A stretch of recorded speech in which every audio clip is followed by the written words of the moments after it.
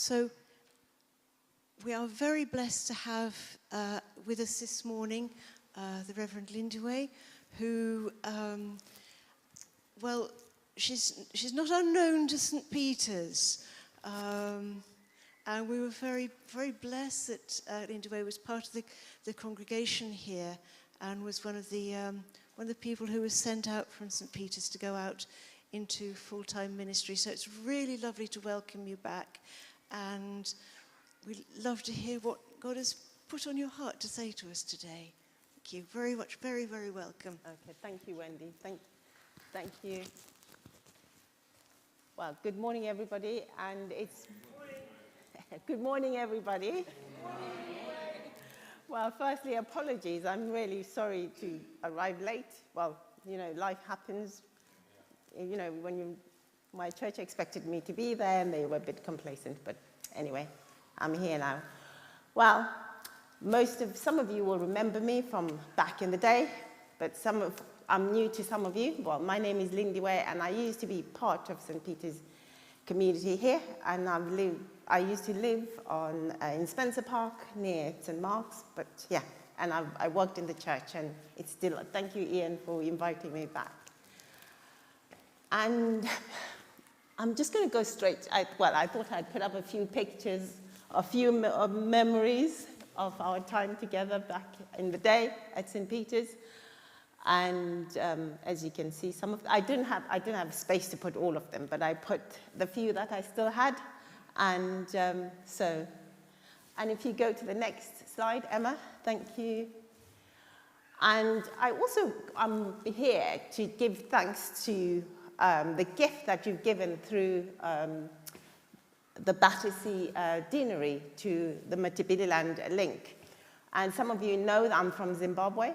And I'm privileged to be part of a committee or team that works with the Bishop of Kingston with the Matabililand Diocese. So in November, we went out together to see some of the projects that the link is working on.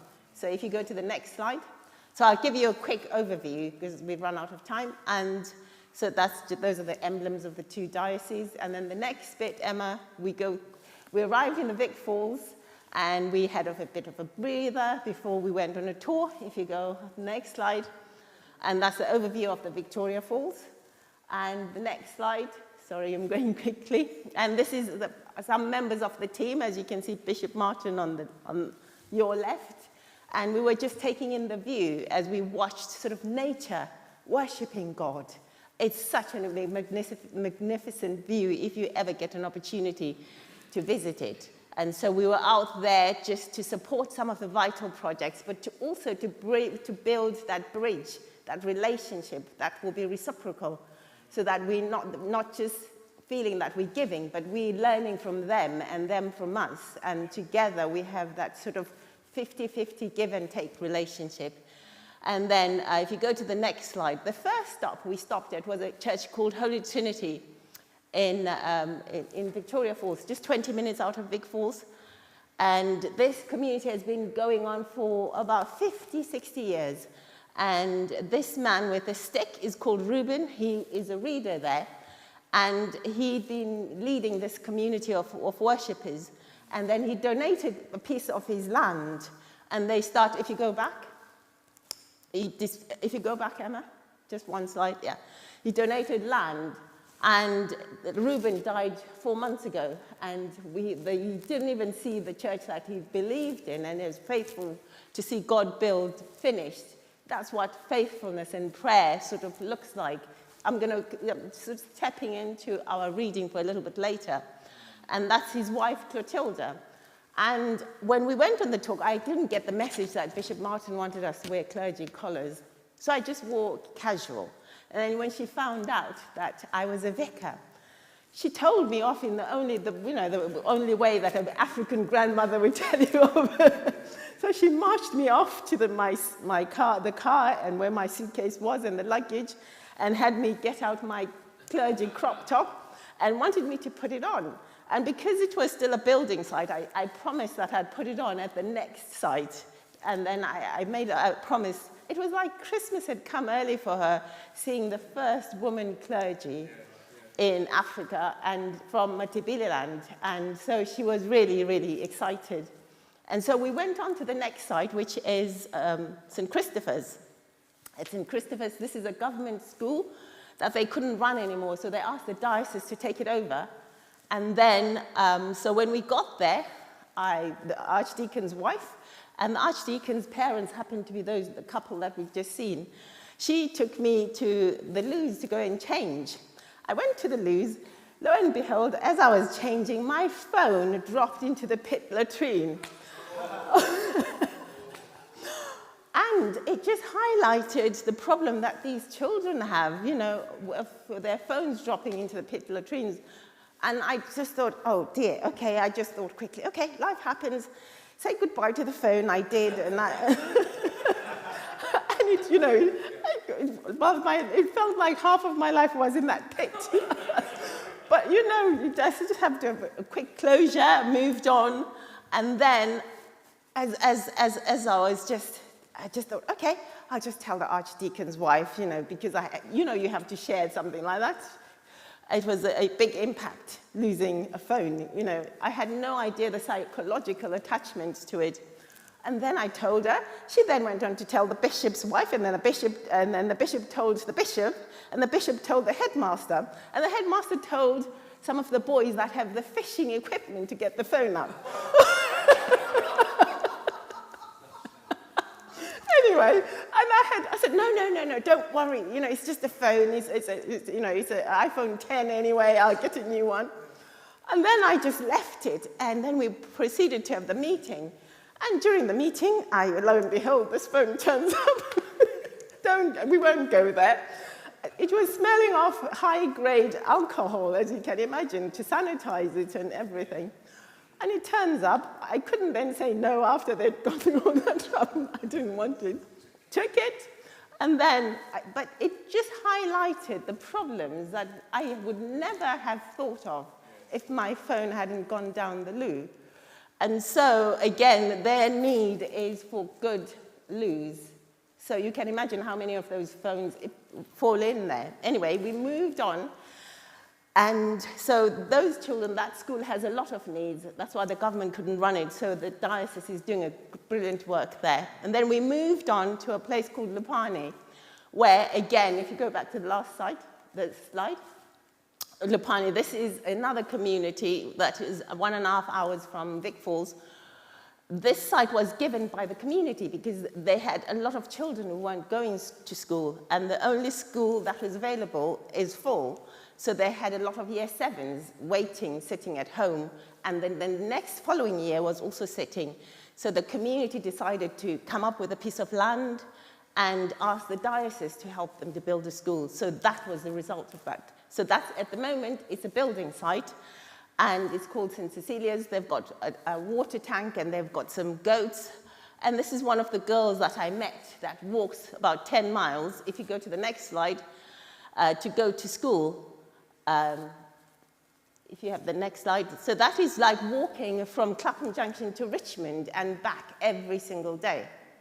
Can you imagine your child having to walk to Richmond and back?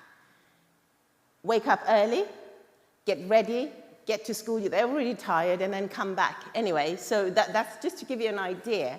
And then they have to do the same going back. And then it's not all. When they get home, there's chores, there's homework, and there's a lot of things, maybe by homework, by candlelight. So anyway, then if you go to the next slide quickly.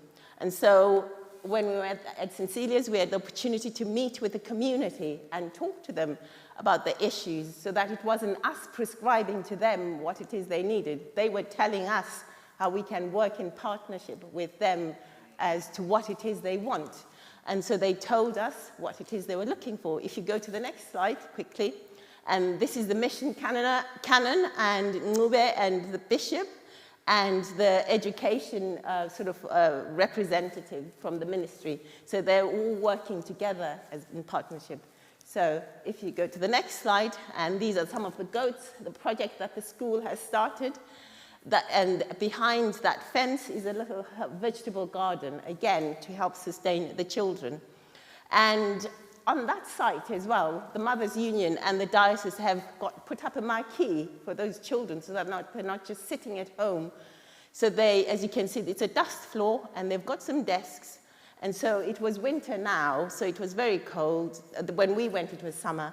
But so that's year 7. So now the community is trying to push to build a classroom block so that when they finish, they've got a classroom to go to. And then the next year will be in the tent. So hopefully we would have enough money to build 2 blocks. And then the next year, another block. And if you go to the next slide.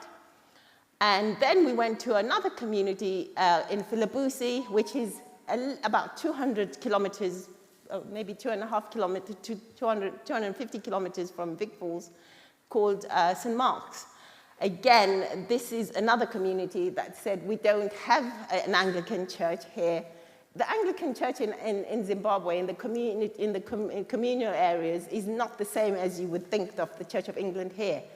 It's very rare. So when you have an Anglican community, you might have one in every 100 kilometers or 200, not like here. So they've asked for the diocese to build an Anglican community, which is what they have done. If you go to the next slide, that's Bishop Martin sort of commissioning the site. And currently there's a new sort of emerging church, basically, that has 200 people that meet under this tree every week. And so we are helping them to build the church. And St. Mark's Kennington has been involved, well, St. Mark's and St. Mark's Kennington, to build the sort of like, to put together a few things. And if you go to the next slide, and that's Bishop Martin with the ladies, so delighted to see him, to see us and him. The next slide. And they were given some chickens, obviously. That's an African way of saying thank you. We're excited to see you. And then the next slide. So anyway, there was one, I probably took it away, of their vicar, who's a curate, who walks 35 kilometers. And then St. Mark's Kennington gave him a bicycle to cycle to church every Sunday. And when he was given the bike, he said, oh, he was so happy that he can cycle to church and he can take his wife along with him too on the bicycle. But again, this is a way to say thank you for the gift that you gave to the link, and through the Battersea link, which gave 5,000 towards the Bishop Martin's fundraising. And he finished the challenge, and as of yesterday, he had raised £30,388. And your gift is not, we haven't added on to that, so by now he's got about 37,000. So thank you, everybody. Thank you very, very much. So, and if you go to the next slide, well, we won't play that. That's a video. Maybe if you've got time right at the end, you can play it, Emma and Sarita. Yeah, but anyway, just to come back to our passage quickly that Pauline read. Paul is asking the Christians in Colossae to pray, and he's asking them to pray fervently, to be devoted to prayer. And the word devoted, it means not to give up, is to stick with it. So Paul is saying, stick with prayer, whatever you do. And for example, here at St. Peter's, before we had this church here, some of you will remember when we met in the old church hall, we were praying and praying for English Heritage to give us permission to pull down that wall. I think you remember. And it felt like we were doing nothing. And we got tired and we just said, are we even doing anything? It felt like we were praying to a brick wall, you know, an old protected brick wall, basically. It was leaking, and we had to put buckets, and you remember those old fan heaters? And then, because we persisted in prayer, and they gave the permission. And look at us today. Look at you today. And God answers prayer. It might not feel like it quite often, but Paul is calling us to persist in prayer. And he's also asking the Christians to pray for him. Can you imagine? Paul is in prison in Colossae, in Philippi. He was in Philippi.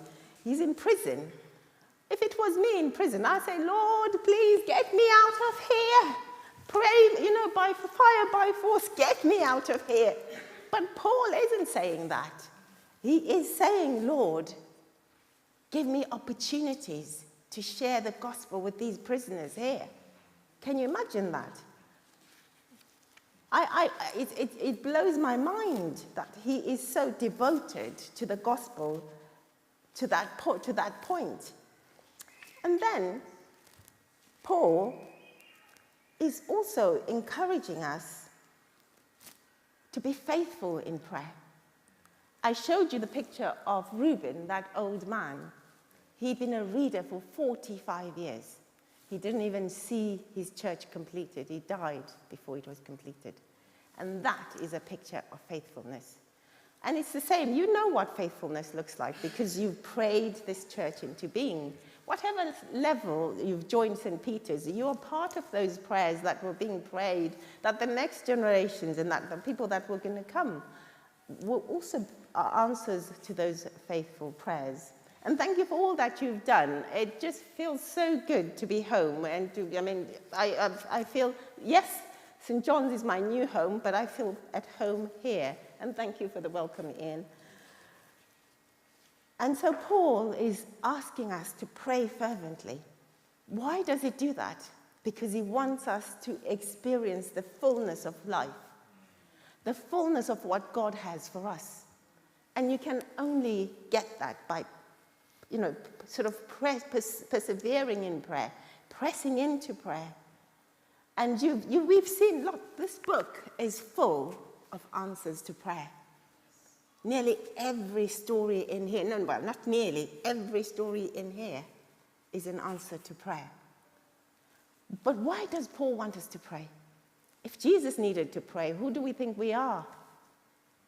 Not needing prayer. Jesus prayed when he was tempted. He prayed before he started his ministry.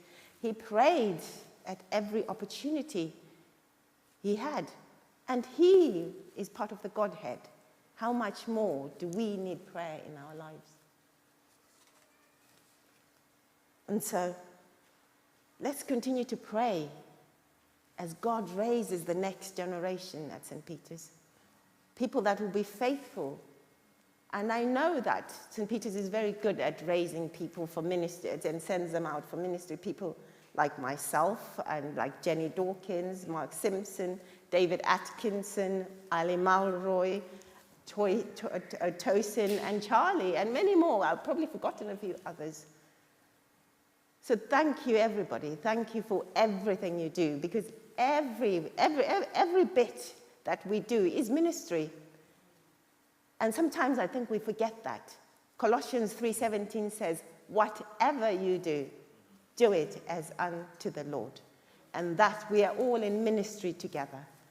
Whether you feel that you may making teas, that matters. Those teas and coffees matter. You would have no idea. Somebody will come just for that tea and coffee. And the way you deal with them, the way you speak to them, that's what Paul is saying here, that your words, the way you communicate and relate with them matters. And that is what leads. Does it open people up or does it shut them down to receiving Christ? So Paul is saying that when we spend time in prayer, God will lead us to understand that. And so as I'm just going to conclude because I've run out of time, but to encourage you to pray. And pray for those children that you saw. Pray like it was your own children that are having to walk from Clapham Junction to Richmond, that distance every day. Pray like it was your child. Pray like it was your grandchild or your relative. And thanks to your gift, we are beginning to halve that journey that they're walking to school every day. And tomorrow, as you begin your day, I want you to remember that a child in Lupane will be walking that journey, and pray for them. Let's not just talk about prayer. I'm going to end with prayer. Let's pray. gracious and loving God. We thank you that prayer is the door to your heart. Make us a people devoted to prayer, people who are faithful, watchful, and thankful. Give us courage like Paul to see opportunities even in hard places. Fill us with the fullness of your life. Give us peace, joy, and hope. And raise up from this community here at St. Peter's and in Holy Trinity and St. Christopher's and St. Cecilia's and St. Mark's in Lupani, more of your servant leaders, more faithful witnesses. And Lord, as you have been faithful to us, help us to be faithful to you. Through Jesus Christ our Lord. Amen.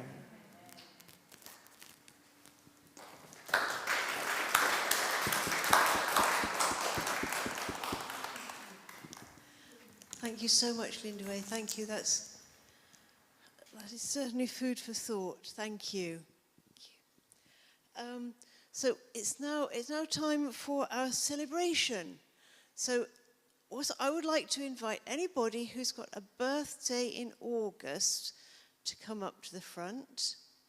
Anybody got a birthday in August? Do not be shy. We're not going to make you talk. Just come. You don't have to speak. You don't have to speak. Anybody who's got something that they want to celebrate? Anybody who's had their A-level or O-level results?